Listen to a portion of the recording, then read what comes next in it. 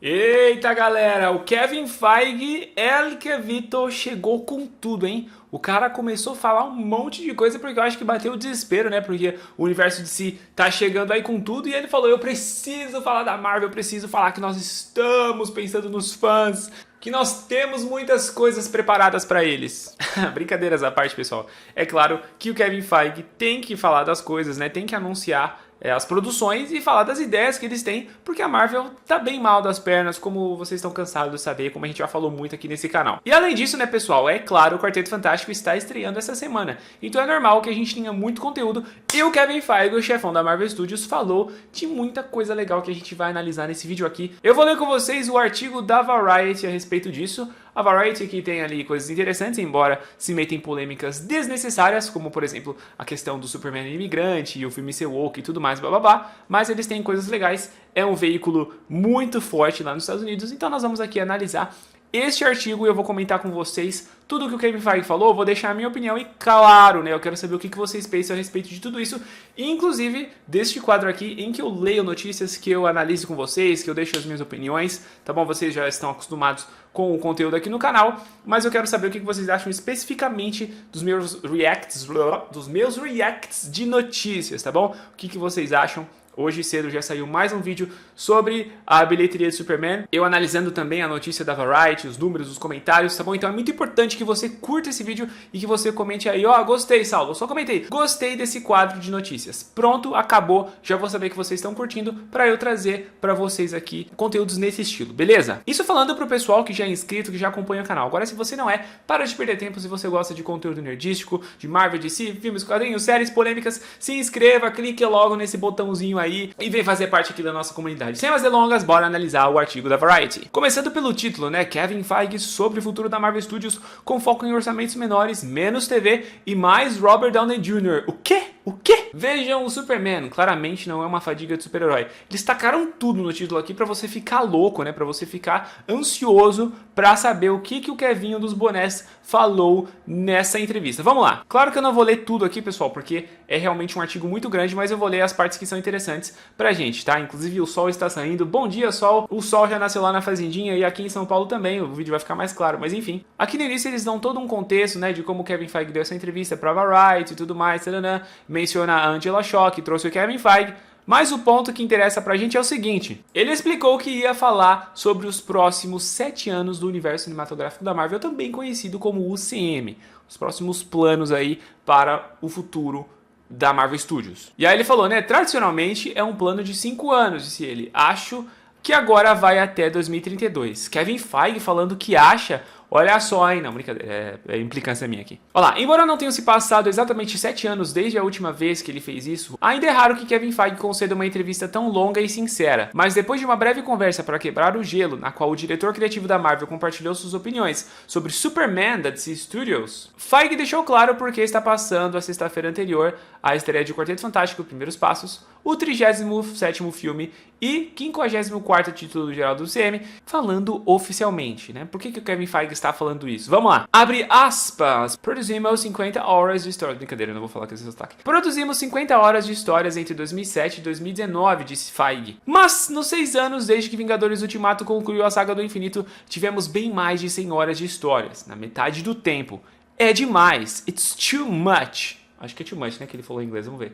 Vamos ver se ele usou esse termo mesmo, porque às vezes a tradução não é boa. Aí, ó, too much, é isso mesmo que ele falou. De fato, eu acabei de ver que tá escrito in fact, então é uma coisa mais, tipo, na verdade. Incluindo a animação, a saga do multiverso da Marvel abrange 127 horas de conteúdo. Ou seja, é coisa para caramba! Ó a diferença, né? Entre a saga do infinito e depois, né? As séries e filmes que se sucederam. Depois de Ultimato, Feige disse que a empresa entrou em um período de experimentação e evolução nos tipos de filme que produzia, levando a projetos como Eternos, Shang-Chi e Além dos 10 Anéis. E nessa experimentação, como a gente tá cansado de saber, eles deram luz verde para vários projetos que focavam a militância woke acima da qualidade da história, né? A gente tem She-Hulk, a gente tem Coração de Ferro, a gente tem Invasão Secreta e tudo mais que a gente já cansou, a gente já saturou. Tem gente que não aceita, em 2025 não aceita, né? Mesmo olhando para trás, né? Nesse retrospecto, e não tanto para trás assim, porque a gente tem Coração de Ferro que estreou mês passado, mas enfim, tem gente que não aceita, mas enfim, nem vou me estender nesse debate aqui. Sempre pensei que se você pega o sucesso e não experimenta e não arrisca, então não vale a pena. Isso aqui é um bom ponto.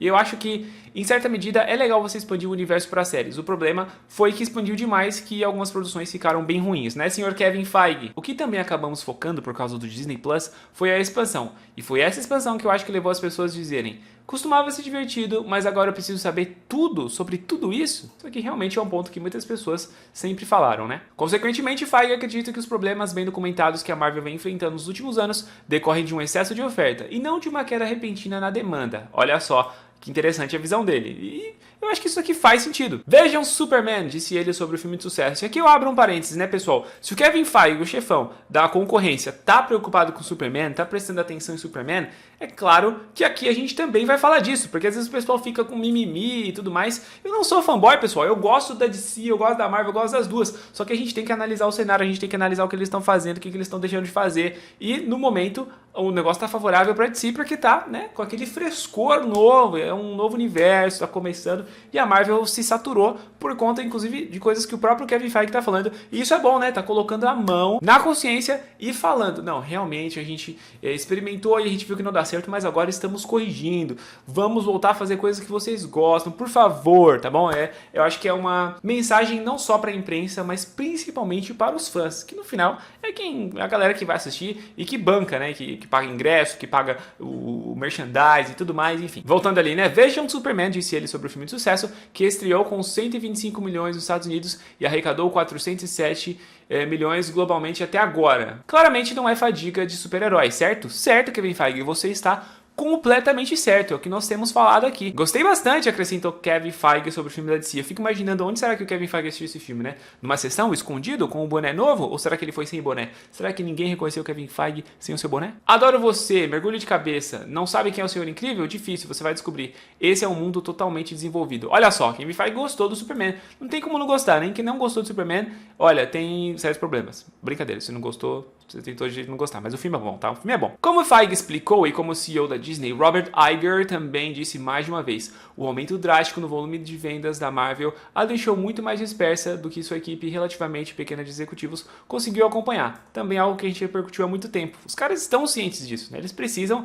mudar. Pela primeira vez, a quantidade superou a qualidade. Passamos 12 anos trabalhando na saga do infinito, dizendo que nunca aconteceria conosco. Sempre tínhamos mais personagens do que poderíamos criar, porque não íamos fazer um filme por mês. De repente, surge a necessidade de fazer mais e pensamos, bem, temos mais. A partir de 2023, o público começou a desanimar com o conteúdo da Marvel nas telonas. Aqui deve ser na telinha e na telona, né? Tipo, na tela pequena, na TV e na tela grande no cinema. Vamos ver aqui, ó. On the big screen and small screen. Esse Google não sabe traduzir, hein, às vezes. Fala sério! Como a Variety noticiou em junho, apenas 3 dos 22 filmes da saga do infinito arrecadaram menos de 500 milhões em todo o mundo.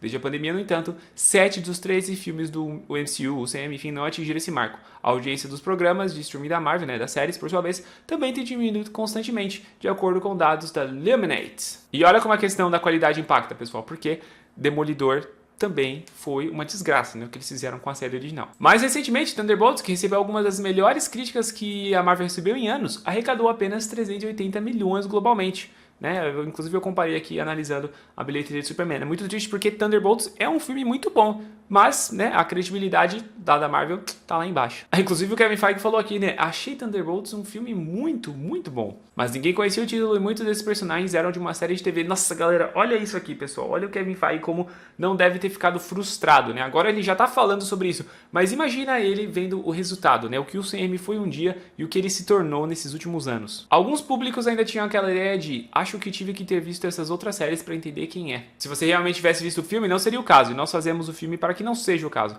Mas acho que ainda precisamos garantir que o público entenda isso. Para isso, Feige passou 1 hora discutindo tudo, desde orçamentos, cronogramas de TV e quando a Marvel dá sinal verde para um projeto, até quando ou se o público poderá ver Miles Morales, Miss Marvel ou Charlize Theron novamente. Ele também atualizou o status de Blade com Mahershala Ali e confirmou a especulação generalizada dos fãs de que Vingadores Guerra Secreta de 2027 não apenas concluirá a saga do multiverso, mas também proporcionará um reinício, um reboot, né, para todo o UCM, incluindo um novo elenco para os filmes do X-Men. Como a gente já tá falando aqui, né, pessoal? Isso aqui é óbvio que eles iriam fazer, inclusive necessário, né? Eles precisam rebootar, porque chegou justamente nesse ponto em que o universo Marvel não tem mais para onde correr, né? Não tem mais para onde ir, e eles já não têm os seus heróis principais. E enquanto isso, a DC acaba de estrear, como eu falei, com esse frescor, com novidade e com o seu herói mais famoso, que é o Superman. E depois vai vir Mulher Maravilha com uma nova atriz, né? Uma nova história. Vem também Batman, um novo ator, uma nova história. E a Liga da Justiça, minha gente. A Marvel não pode ficar para trás,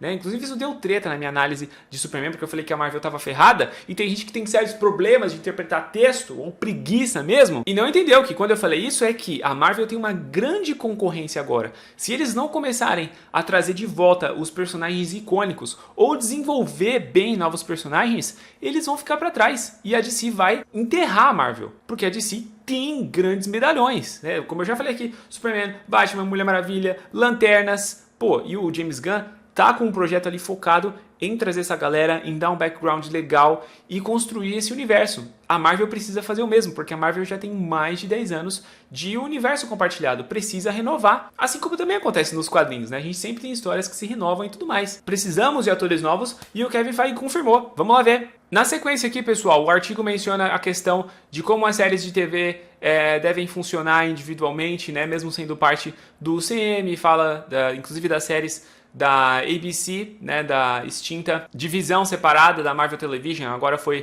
totalmente reconfigurada, né, para dentro agora do guarda-chuva da Marvel Studios. Enfim, isso é um assunto bem complexo. Também mencionar a questão de Demolidor Renascido, tudo mais, e como que a linha entre cinema e TV não é tão rígida, porque o Jon Bernthal vai interpretar o Justiceiro, que ele interpretou não só na época da Netflix, mas agora também debaixo do guarda-chuva da Disney, né, lá em Demolidor Renascido. Ele vai voltar, né, para interpretar o personagem em Homem-Aranha A Brand New Day, um novo dia de 2026, que eu tô preocupado com a data desse filme, pessoal, mas enfim. E esse trecho aqui é muito importante para quem fala que não houve militância e lacração. Olha aqui, ó, a diversidade ainda é importante, mas não espere ver Miles Morales. Vamos lá. Desde o enorme sucesso de Pantera Negra de 2018, a Marvel tem se esforçado para produzir projetos centrados em mulheres, pessoas não brancas e personagens LGTV. Esses títulos incluem Capitã Marvel, Viúva Negra, Shang-Chi, Eternos, The Marvels e Capitão América Admirável Mundo Novo no cinema, e WandaVision, Miss Marvel, She-Hulk, advogada, enfim, a tradução aqui, né? Invasão Secreta, Echo e Agatha All Along na TV. Tá vendo, pessoal, aqui? Tá vendo? Isso aqui não é militância, não. Nós precisamos fazer diversidade.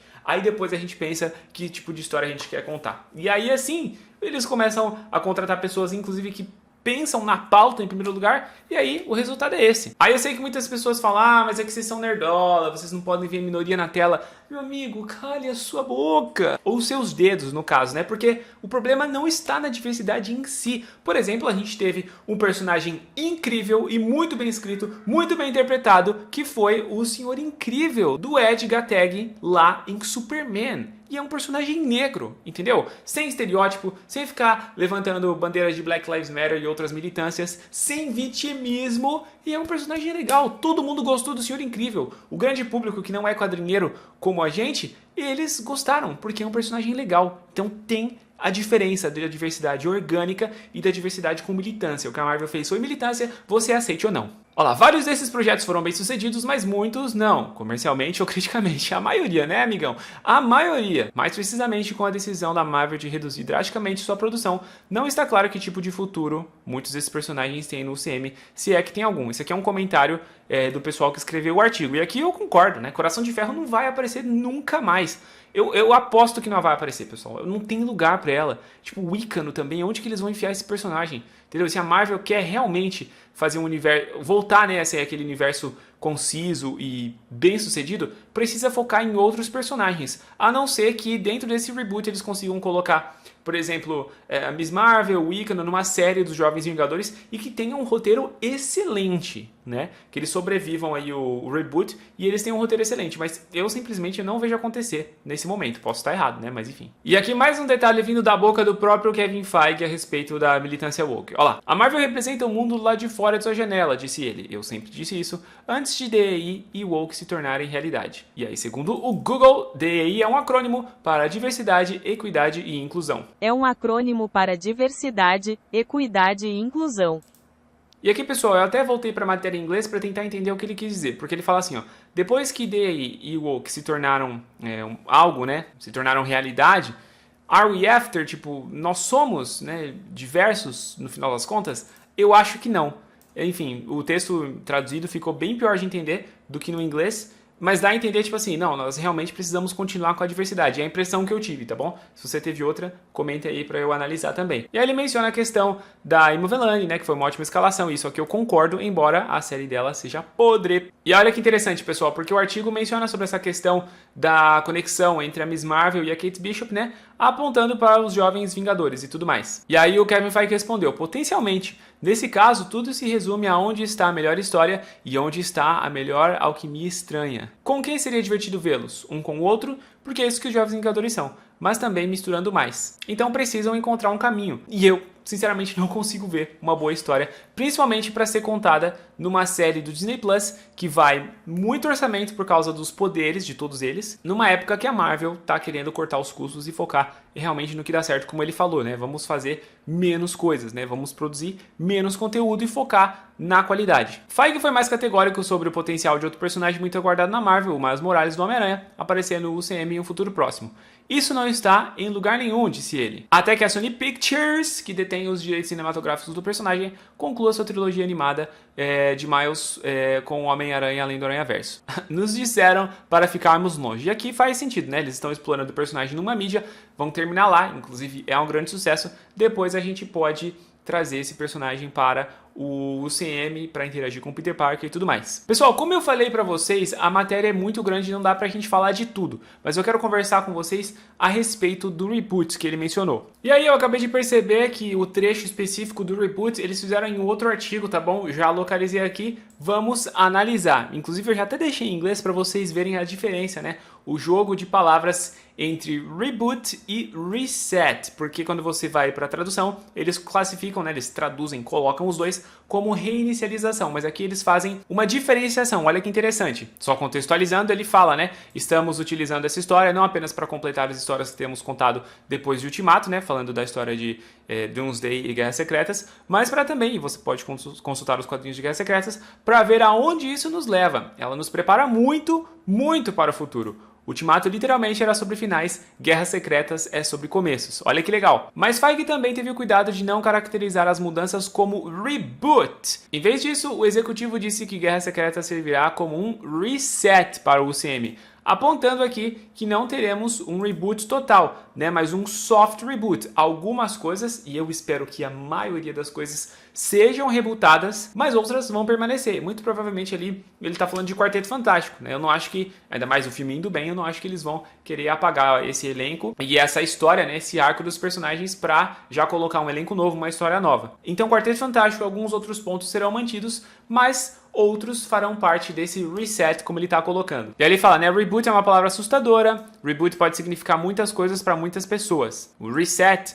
linha do tempo singular, estamos pensando nessa linha. Então ele já fez essa diferenciação, acho que ficou claro, né, como eu expliquei aqui. E mais tarde ele acrescentou que X-Men é onde e isso acontecerá em seguida, ou seja, X-Men vai se passar dentro dessa nova linha do tempo pós-reset. Vamos começar chamando de reset, que é como o próprio Kevin Feige colocou. E aqui ele também vai discorrer a respeito dos X-Men, da importância dos mutantes nos quadrinhos da Marvel também, futuramente no CM. Mas o ponto é esse aqui, ó, ainda mais intrigante, Feige também indicou que outros personagens da Marvel também serão eventualmente reformulados, incluindo, olha só, seus papéis mais icônicos, como Tony Stark, o Homem de Ferro, e Steve Rogers, o Capitão América. Ele citou muitas outras grandes franquias cinematográficas que fizeram o mesmo inúmeras vezes. Olha só, Amy Pascal e David Heyman estão agora em busca de um novo James Bond, disse Feige, referindo-se aos produtores do próximo filme de James Bond da Amazon MGM. David Corenswet, o novo Superman, ele foi incrível e sempre será assim. Feige reconheceu que estrelas que se aposentaram de seus papéis originais no CM,